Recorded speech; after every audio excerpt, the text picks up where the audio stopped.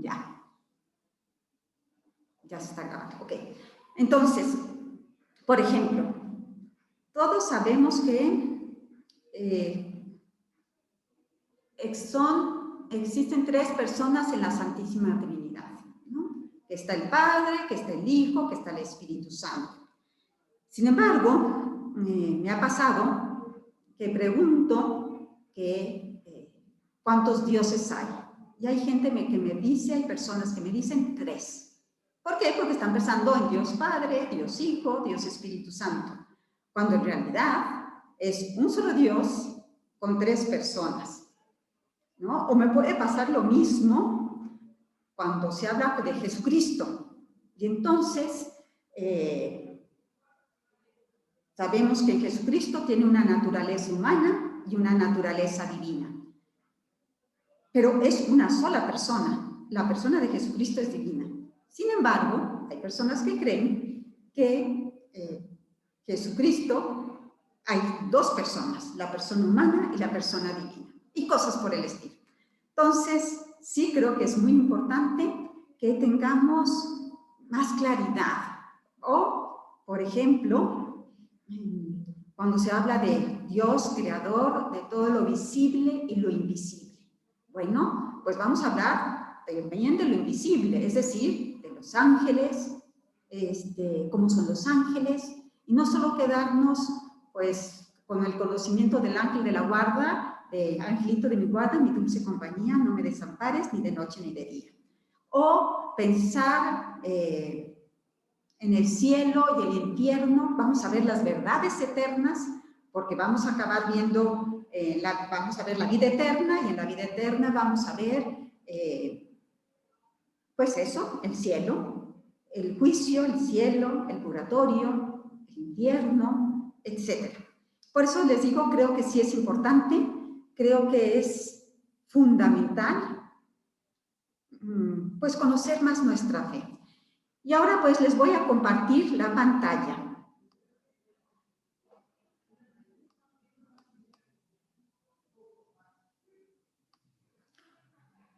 Ok, si quieren, si alguna quiere hacer alguna pregunta, puede prender el micrófono y hacerla.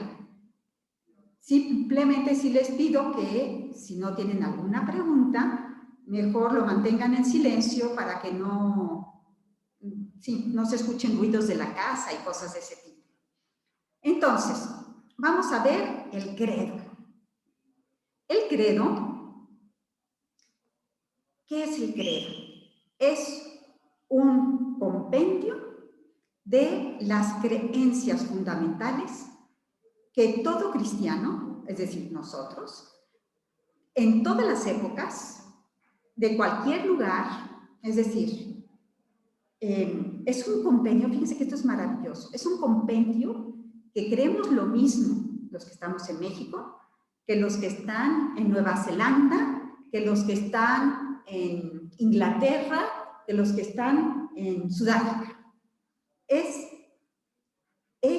el mismo, creo, o sea, todos los católicos vamos a creer lo mismo en cualquier lugar donde estemos, pero no solo lugar, sino también de cualquier época. Es decir, que esto mismo que nosotros creemos es lo que han creído en el siglo I, en el siglo X y en nuestro siglo.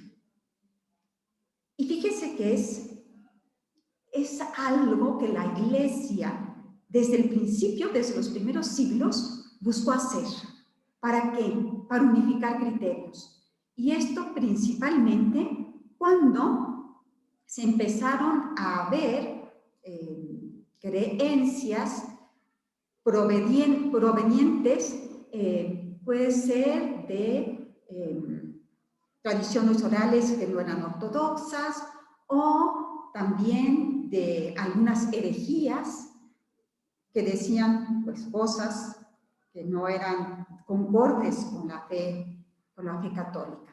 Entonces, desde el principio, para el bautismo se les pedía a los neófitos, realmente se les enseñaba el credo, y esto desde muy pronto. Y ya en el Nuevo Testamento nosotros vemos fórmulas pequeñas que ya empezaban a decir, bueno, ¿en qué creemos? ¿Por qué se le llama credo? ¿Por qué se le llama credo? Fíjense, todas las oraciones, todas nuestras oraciones, suelen recibir el nombre de la palabra o las primeras palabras con las que empiezan. Entonces, por ejemplo, credo significa creo en latín. Y por eso decíamos al principio que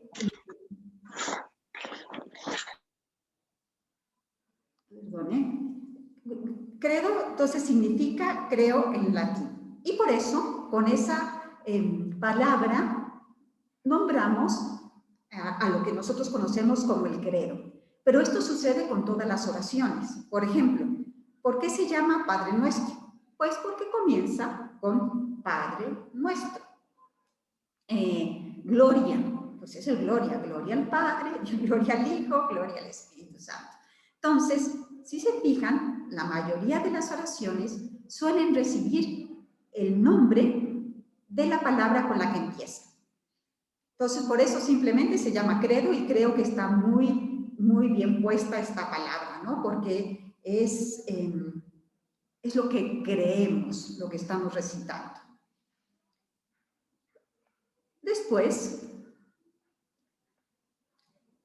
¿por qué se llama? No sé, algunas veces han oído seguramente en la iglesia, vamos a proclamar nuestra profesión de fe. ¿Por qué se llama profesión de fe también al credo? Porque profesar significa creer y confesar. Confesar en el sentido de manifestar, declarar. Entonces el credo va a resumir la fe que profesamos los cristianos. Entonces, por eso también se le llama profesión de fe. Si nosotros queremos tener una comunión en la fe, como decíamos, que todos los cristianos de todo el mundo creamos lo mismo, es importantísimo que todos confesemos la misma fe. Y por esto es una maravilla el que nosotros podamos tener el credo. Este credo que nos va a unificar. Yo me imagino que algo que, por lo menos a mí me encanta, es que tú sabes que vas a cualquier lugar del mundo y si vas a misa, si vas en Alemania a misa, pues probablemente no entiendas nada, pero sabes perfectamente en qué parte de la misa estás. Y cuando es la consagración, tú estás repitiendo interiormente las palabras que el sacerdote está diciendo. ¿Por qué? Porque es lo mismo en todas partes.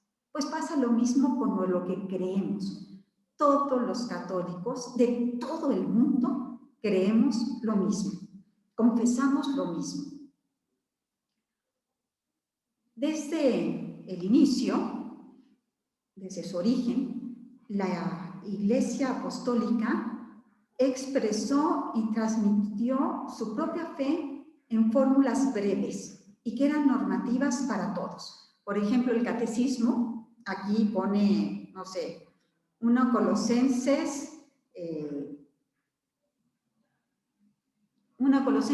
Corintios 15:3. Y vamos a ver, por ejemplo, qué dice ahí. Dice, porque os transmití en primer lugar lo que a mi vez recibí, que Cristo murió por nuestros pecados según las Escrituras, que fue sepultado y que resucitó al tercer día según las Escrituras. ¿No les parece que es justamente un trocito de nuestro credo? Creemos en Jesucristo, ¿no? Que murió, fue sepultado, dependiendo del credo que se recite. Entonces, desde muy pronto, la Iglesia quiso recoger lo esencial de la fe en un resumen que estaba destinado especialmente para los candidatos al bautismo. Esta síntesis de la fe no ha sido hecha según opiniones humanas, sino que toda toda la doctrina que profesamos, van a ver ustedes que viene de la Escritura. Lo van a ir viendo a lo largo del credo, cómo todo sale, no de algo de lo que alguien se imaginó, sino que todo viene de la Escritura. Creo en un solo Dios, creador del cielo y de la tierra.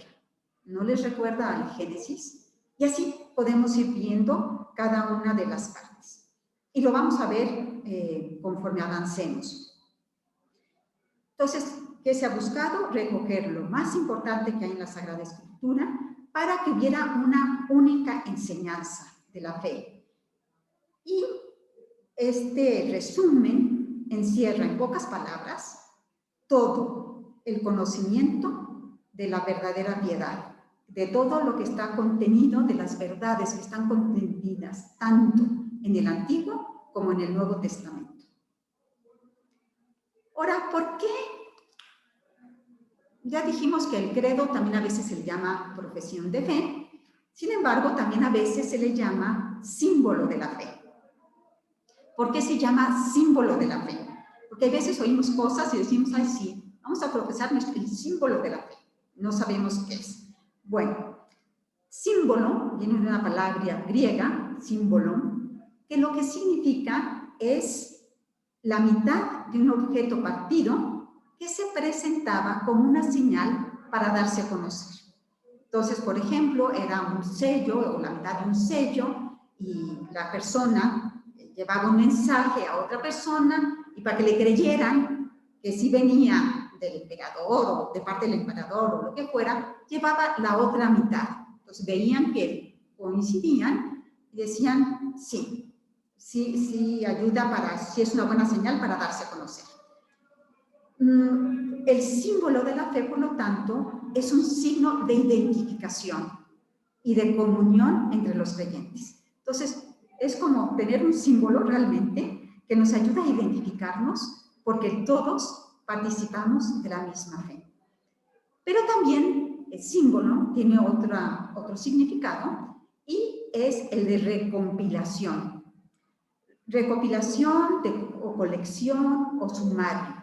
De esta manera, el símbolo de la fe es la recopilación de las principales verdades de la fe.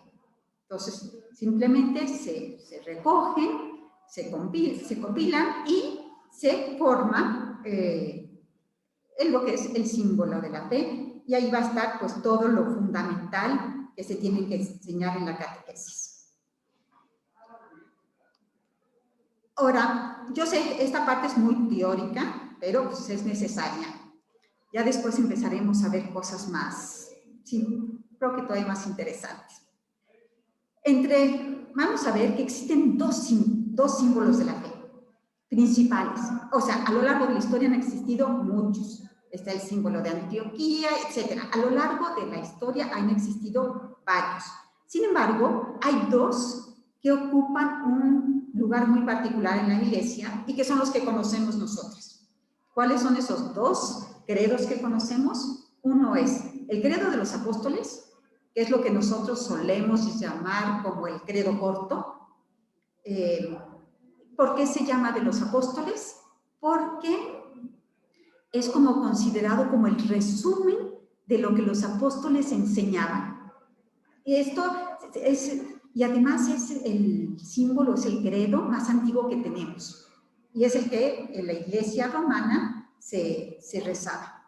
Entonces, por eso se le llama el credo de los apóstoles y es el credo que ahora se recita más y que llamamos normalmente el credo corto. Y luego está el otro, el que llamamos como el credo largo, y que era el que, por lo menos yo era el que siempre me había sabido, que es el credo niceno-constantinopolitano. Es decir, este credo es un credo que se formó tras los concilios de Nicea y de Constantinopla. Uno fue en el en el 325 y otro en el 381. Es decir, el credo de los apóstoles es anterior. Imagínense, este es del siglo IV. Pues el credo de los apóstoles todavía es anterior a eso. Este credo, el credo niceno-constantinopolitano, busca, si ustedes se fijan, lo que hace es como hacer más clara, más extensa la explicación de algunas verdades que por las herejías estaban siendo confundidas. Entonces, por ejemplo, Arrio había puesto en duda que Cristo fuera Dios.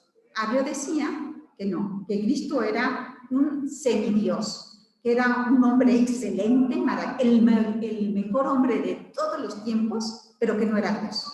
Eso no podía ser. ¿Qué hace entonces el credo, por ejemplo? Este credo dice, creo en Jesucristo, Hijo único de Dios, nacido del Padre antes de todos los siglos, Dios de Dios, luz de luz, Dios verdadero de Dios verdadero, engendrado, no creado, de la misma naturaleza del Padre, por quien todo fue hecho, que por nosotros los hombres. ¿Se fijan ustedes cómo trata de decir, no, espérenme, Cristo es Dios? Y si se fijan, es Dios de Dios, luz de luz, Dios verdadero de Dios verdadero, engendrado, no creado, o sea, no fue creado, es Dios como Dios, solo como Dios. Iba a decir como cualquier Dios, no, como Dios Padre o Dios Espíritu Santo. Entonces, lo que ha hecho este credo es las herejías que había en el momento, pues buscaba volverlas a la doctrina, a volverla a su ortodoxia. Entonces, por eso este es un poco más largo y el que antes siempre recitábamos. Nosotros nos vamos en este círculo de credo, nos vamos a basar, casi todo prácticamente viene del Catecismo de la Iglesia Católica. Ustedes, lo enriqueceré, bueno, no puedo enriquecer más el catecismo, pero bueno, para la explicación también me ayudaría de algunas veces de otros textos, pero principalmente va a ser del catecismo.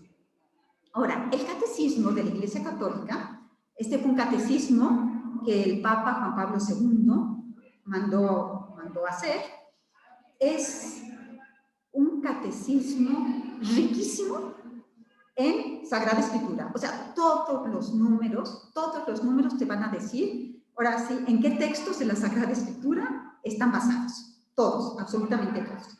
Y el catecismo, el credo que sigue, es el de los apóstoles, es decir, el credo corto. Y por lo tanto, nosotros vamos a seguir el credo corto. O sea, cuando hagamos la explicación, vamos a hacer explicación según el credo de los apóstoles. Pero como el catecismo, vamos a hacer lo mismo. El credo que pone el catecismo, va siguiendo los artículos que están en el símbolo de los apóstoles, pero el catecismo lo va a enriquecer con muchas referencias al credo niceno-constantinopolitano. Ahora, este credo está dividido en 3 partes. La primera parte va a hablar de Dios Padre y de toda la obra de la creación. La segunda parte va a hablar de Dios Hijo y de la obra de la redención.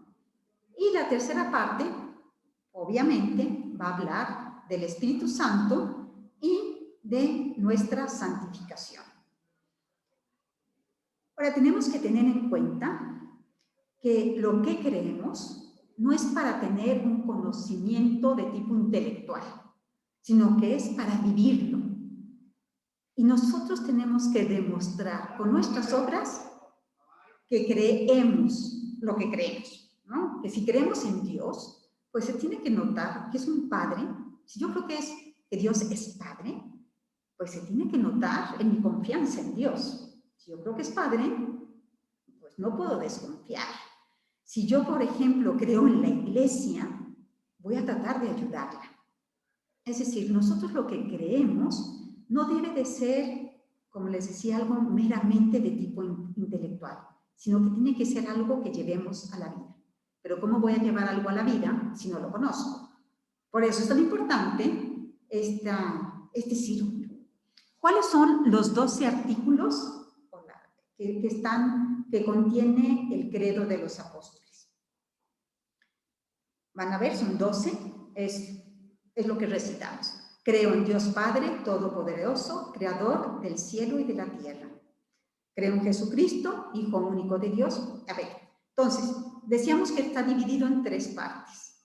Dios Padre y la obra de la creación. Bueno, de Dios Padre y la obra de la creación es un artículo solo, pero muy amplio. Los siguientes que vienen son de Jesucristo.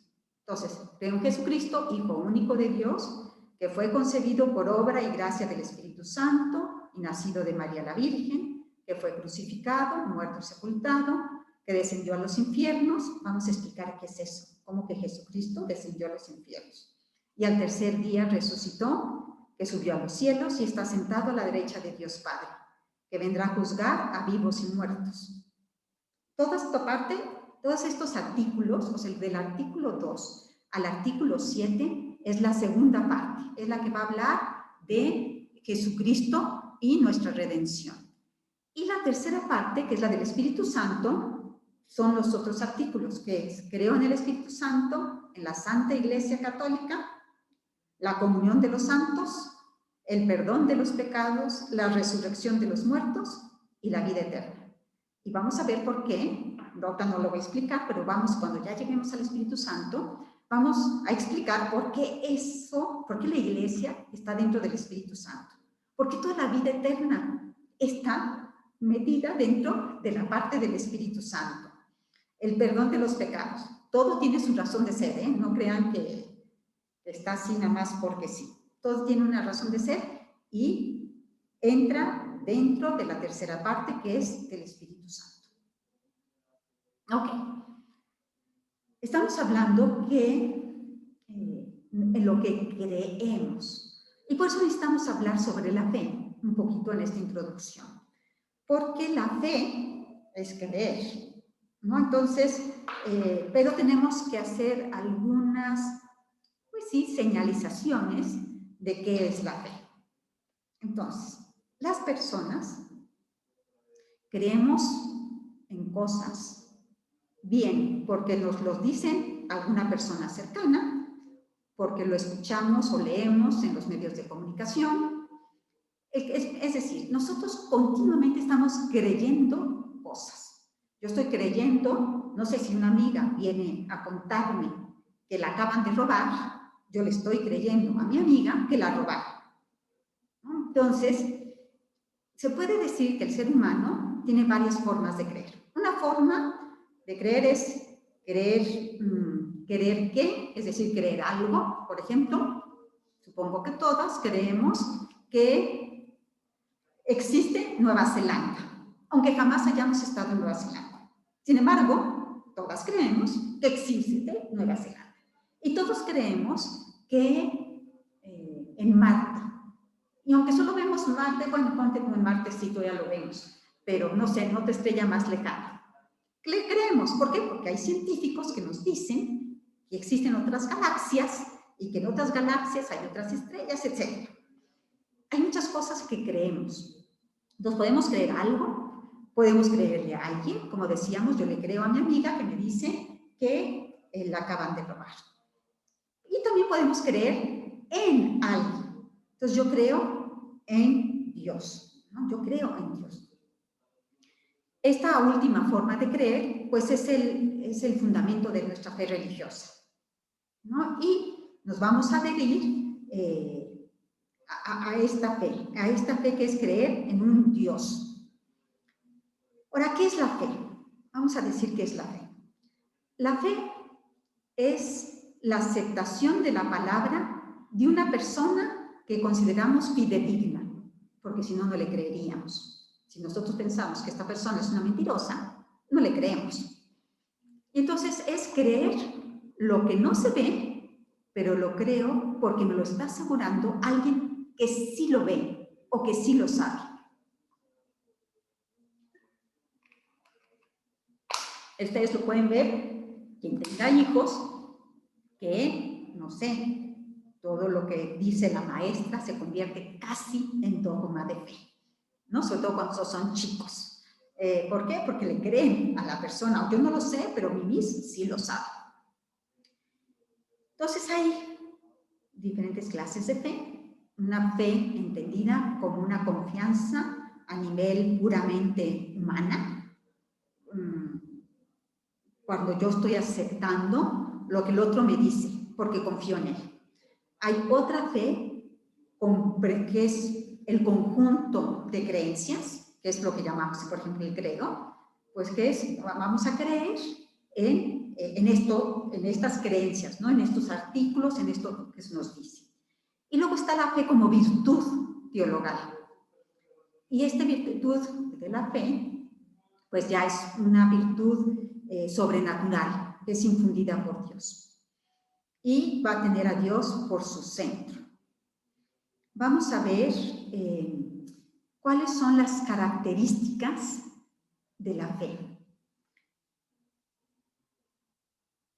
La fe primero es una gracia, y eso todos tenemos la experiencia.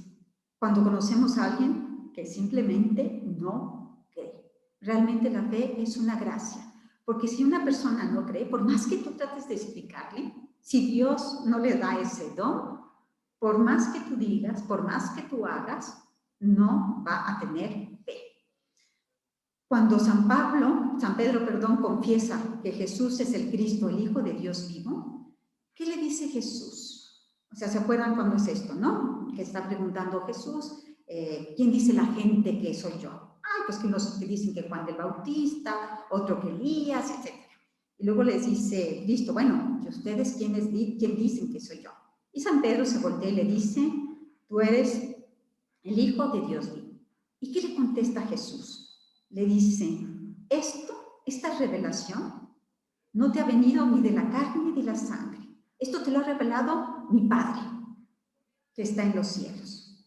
Así que nos dice claramente ahí que la fe es un don que Dios da.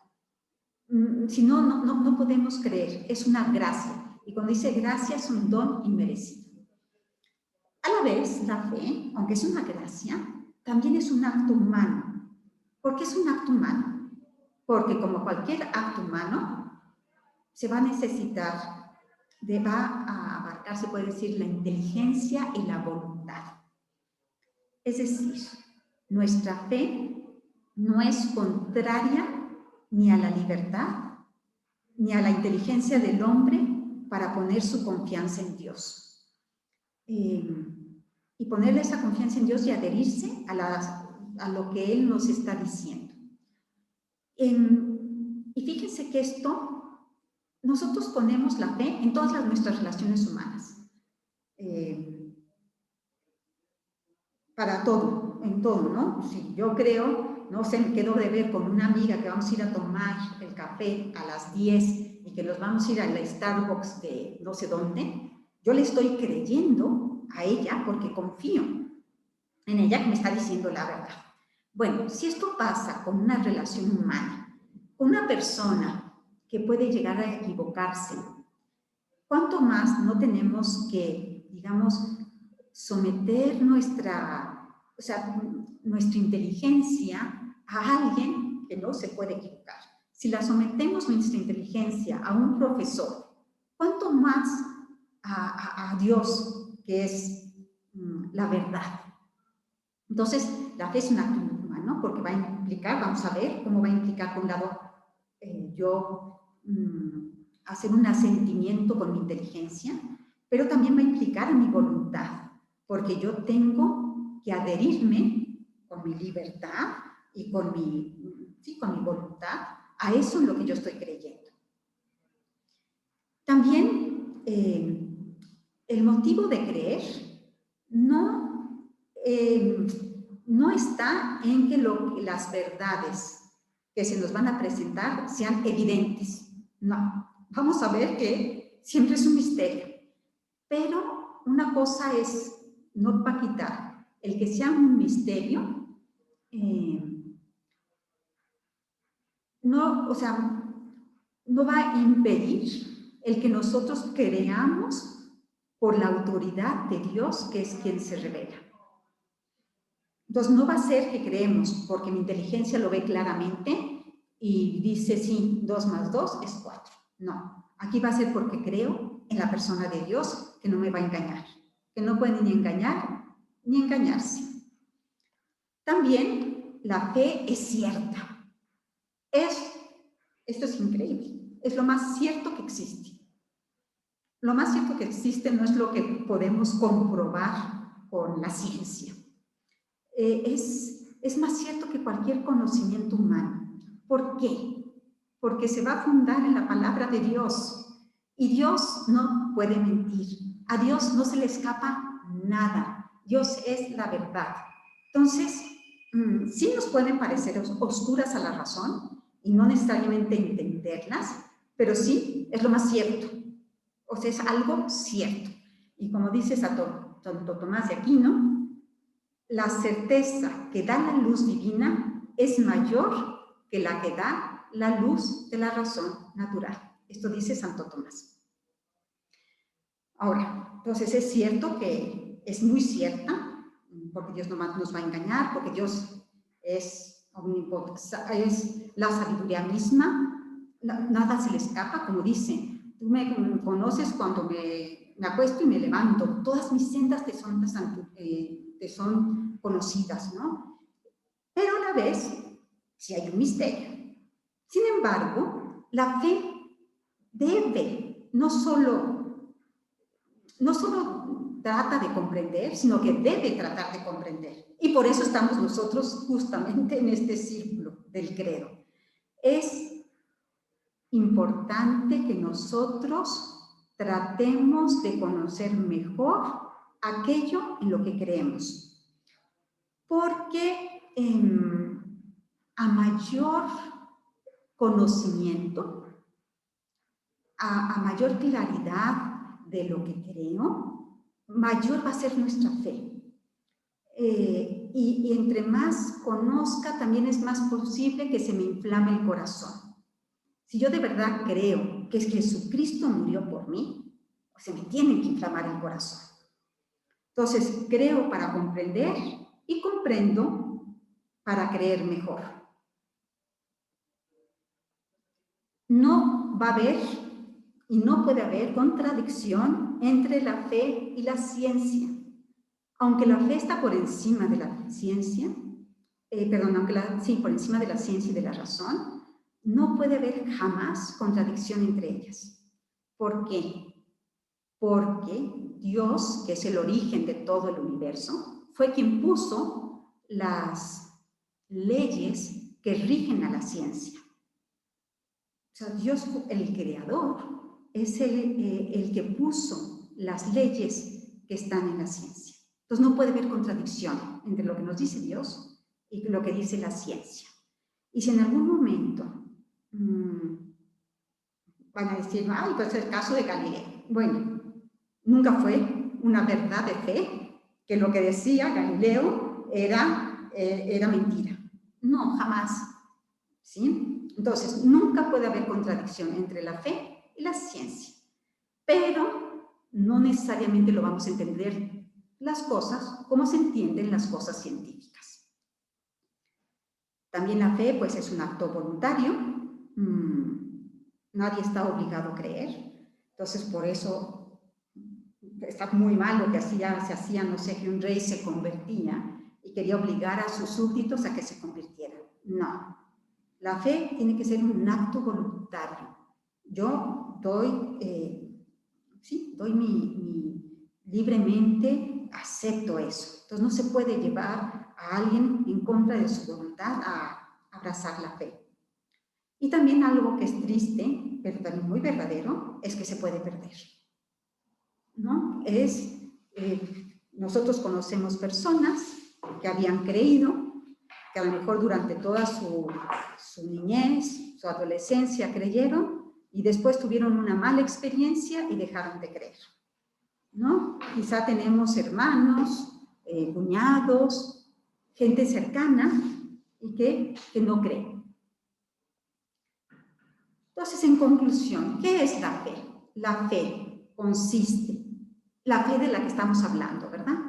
La fe va a consistir en responder a Dios con un sí doble, un sí que va a implicar el asentimiento de la inteligencia, es decir, que yo diga con mi inteligencia sí a eso que me están enseñando, sí creo eso, y que, perdón, va a ser triple. Entonces, un asentimiento de la inteligencia, la confianza del corazón y la obediencia a la voluntad divina.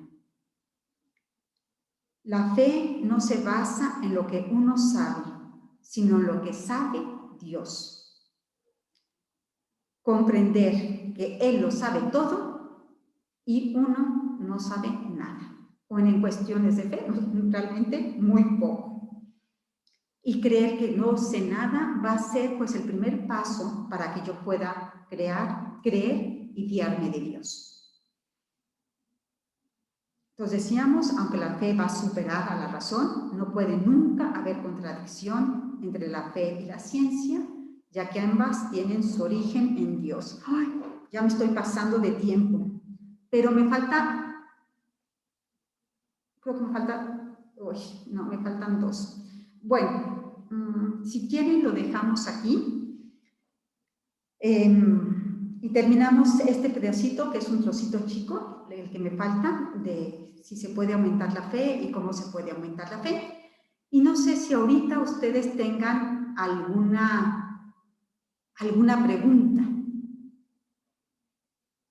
Si alguien tiene alguna pregunta, puede prender su micrófono y hacerla. ¿No? Quiere decir que todo está o muy claro o poco claro. Bueno. Buenas noches.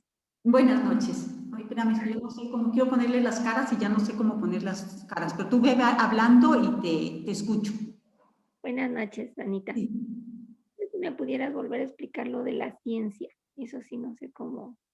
Sí, mira, nada más déjame tratar de poner las caras, ¿eh? Un segundo.